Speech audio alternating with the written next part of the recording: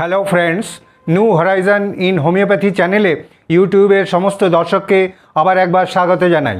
আমি ডক্টর অম্বুজকান্তি সাহা আজ আরেকটি নতুন ভিডিও নিয়ে আপনাদের সামনে উপস্থিত হয়েছি। বৈচিত্র্যময় জীবজগতে একেবারে উদ্ভিদ থেকে আরম্ভ করে প্রত্যেক মানুষের জীবনেই প্রত্যেকটা ঋতুর একটা বিশেষ তাৎপর্য থাকে। আবার প্রত্যেক মানুষেরই এক একটা ঋতুর প্রতি আকর্ষণ ও ভালো লাগা থাকে। কেউ শরৎকাল পছন্দ করেন, আবার কেউ বসন্তকাল, আবার অনেকের কাছেই শীতকাল খুবই পছন্দের ঋতু। এটা ঠিক যে শীতকালে অন্যান্য ঋতুর তুলনায় অনেক বেশি পরিশ্রম করা সম্ভব হয়, শরীরে ক্লান্তিবোধ অনেক কম হয়। তবে কারো কারো শীতকাল বা ঠান্ডা আবহাওয়া খুবই কষ্টের হয়ে থাকে, কোনোভাবেই ঠান্ডা সহ্য হয় না। এই অবস্থাকে বলা হয় ঠান্ডা অসহনীয়তা বা কোল্ড ইনটলারেন্স। এই ধরনের কোল্ড ইনটলারেন্সে ভুগছেন এমন বেশ কিছু ইউটিউব দর্শকদের অনুরোধে আজ আমি কোল্ড ইনটলারেন্সের বিভিন্ন কারণ ও তাদের হোমিওপ্যাথিক প্রতিকার প্রসঙ্গেই সংক্ষিপ্ত আলোচনা করতে চলেছি। ফ্রেন্ডস, কোল্ড ইনটলারেন্স বলতে কি বোঝায়, কাদের হয়, এর লক্ষণগুলো কি কি, এর কারণগুলোই বা কি কি, কি কি পরীক্ষা নিরীক্ষা করার প্রয়োজন, কোন কোন হোমিওপ্যাথিক ওষুধ অত্যন্ত কার্যকর ও কি কি ঘরোয়া পদ্ধতি অবলম্বন করা যেতে পারে, কি কি স্বাস্থ্যবিধি মেনে চলা দরকার, এই সমস্ত জানতে হলে আমার এই ভিডিও আপনাদের সম্পূর্ণ দেখতে হবে।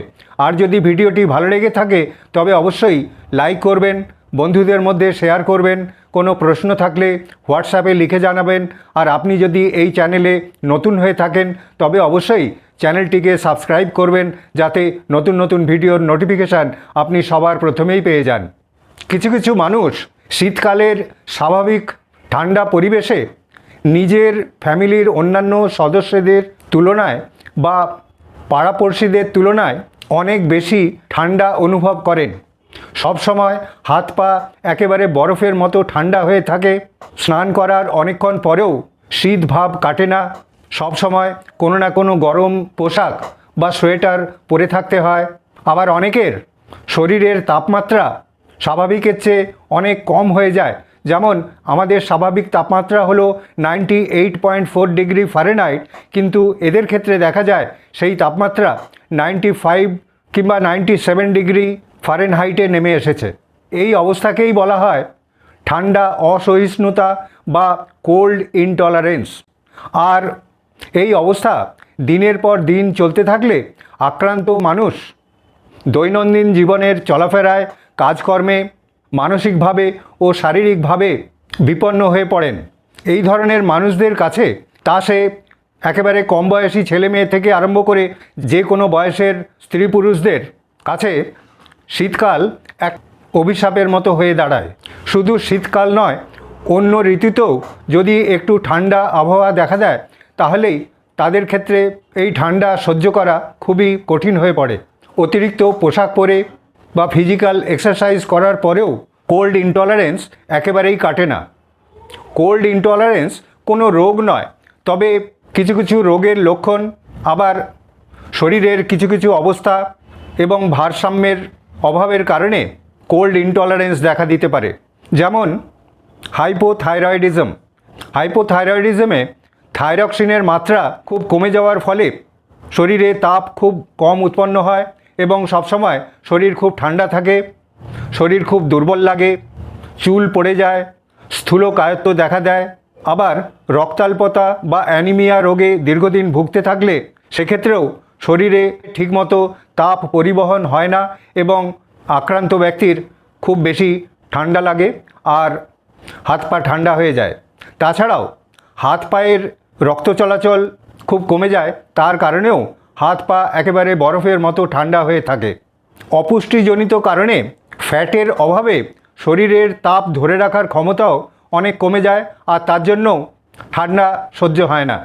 মহিলাদের ইস্ট্রোজেন প্রোজেস্টেরন হরমোনের ইমব্যালেন্সের কারণে, অতিরিক্ত মানসিক চাপের কারণে, আবার দীর্ঘ রোগ ভোগের পর যেমন ইনফেকশনের কারণে কিংবা কিছু কিছু অটো ইমিউন ডিজিজে ভোগার পর শারীরিক দুর্বলতার কারণে, আবার অলস জীবনযাপনের কারণেও শরীরে তাপ উৎপন্নের হার অনেক কমে যায় আর কোল্ড ইনটলারেন্সের এই সমস্ত লক্ষণ দেখা দেয়। যে কারণেই হোক, যে কোনো বয়সের স্ত্রী পুরুষদের মধ্যেই যদি কোল্ড ইনটলারেন্সের কোনো রকম লক্ষণ দেখা দেয় তাহলে একজন অভিজ্ঞ চিকিৎসকের সঙ্গে যোগাযোগ করতে হবে।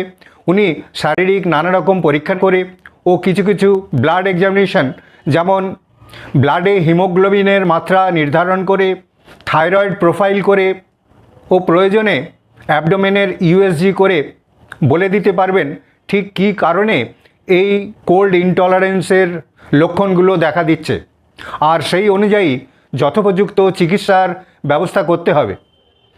এই ধরনের কোল্ড ইনটলারেন্সের ক্ষেত্রে হোমিওপ্যাথিতে প্রচুর ওষুধ আছে যার দ্বারা কোল্ড ইনটলারেন্সের সমস্যা দূরীভূত করা সম্ভব হয়।